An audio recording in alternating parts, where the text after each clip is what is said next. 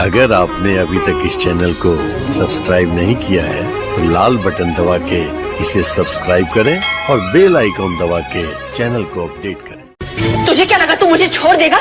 तो मैं जिंदगी भर तड़पती रहूंगी। Presented by Ragini Music.